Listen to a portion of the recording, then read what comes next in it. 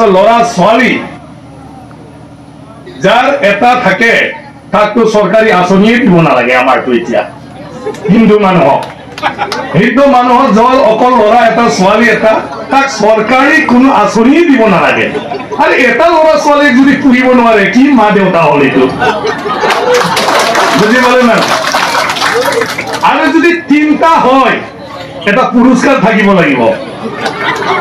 অৰুণোদয় ঘৰ কিবা কিবি পোৱাৰ বাদেও আৰু তিনিটা হলে এজন বাচ্চা যে বেছি কৰিছে না দুইজনৰ তাৰ কাৰণে পুৰস্কাৰ থাকিব লাগে। আৰু চাৰিজন হলে আৰু এটা পুৰস্কাৰ, পাঁচজন হলে আৰু এটা পুৰস্কাৰ। নহলেতো মুস্কিল আছে শাস্ত্ৰীজী, এইটো অলপমান হিন্দুৰ ক্ষেত্ৰত নহলেতো নাই নহয়। এতিয়া যদি এটাই সন্তান চৰকাৰী আঁচনি বন্ধ কৰি দিব লাগে। কোন মা দেউতা এটা সন্তানৰ কাৰণে চৰকাৰী সাহায্য লাগে নেকি? হা নালাগে। কিন্তু তিনটা হলে তাক আমি চবে চাৰিফালে সহায় কৰিব লাগে, চবে, হয় না নহয়?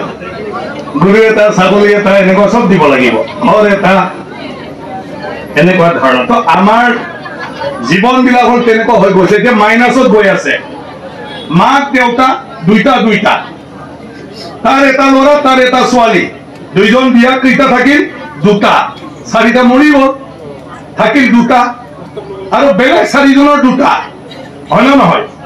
সিহঁতৰ দুটা বাচ্চা এটা আৰু বিয়া হল আৰু সিহঁতৰ দুটা মৰি গল। গতিকে আৰু কি থাকিব?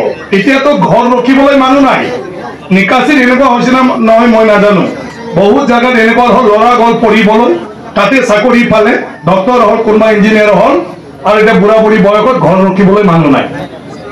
আমাৰ এনেকুৱা অৱস্থা হৈছে। এতিয়া ল'ৰাও নাহে, এতিয়াতো মুছলপুৰ যোৱাটো ঘূৰি নাহে, হয় না নহয়?